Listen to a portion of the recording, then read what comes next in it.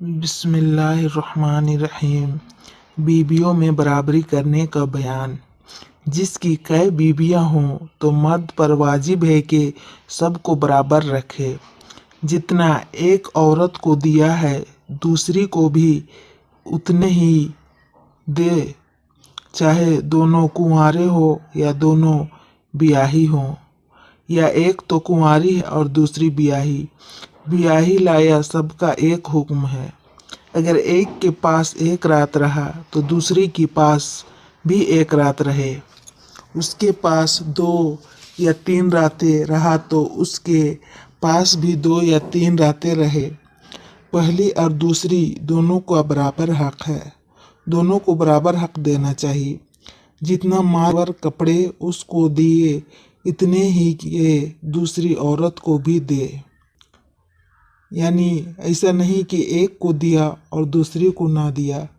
जिस नया निकाह हुआ और जो पुरानी हो चुकी, दोनों का हक बराबर है। कुछ फर्क नहीं, बराबरी फ़कत रात के रहने में है। दिन के रहने में बराबरी होना ज़रूरी नहीं। अगर दिन में एक के पास ज़्यादा रहा और दूसरी के पास कम रहा तो कुछ हर्ज नहीं, और रात में बराबरी वाजिब है। अगर एक के पास मगरिब के बाद ही आ गया और दूसरी के पास इशा के बाद आ गया तो गुनाह होगा। अलबत्ता जो शख्स रात को नौकरी में लगा रहता हो और दिन को घर में रहता हो, जैसे चौकीदारी पहरेदारी, उसके लिए दिन को बराबरी का हुक्म है। सोहबत करने में बराबरी करना वाजिब नहीं है। अगर उसकी बारी में सोहबत की है तो दूसरी बारी में भी करे, ये ज़रूरी नहीं। मर्द चाहे बीमार है चाहे तंदुरुस्त, बहरहाल रहने में बराबरी करे। एक औरत से ज़्यादा मोहब्बत है दूसरी कम तो उसमें कुछ गुनाह नहीं, क्योंकि दिल अपने इख्तियार में नहीं होता।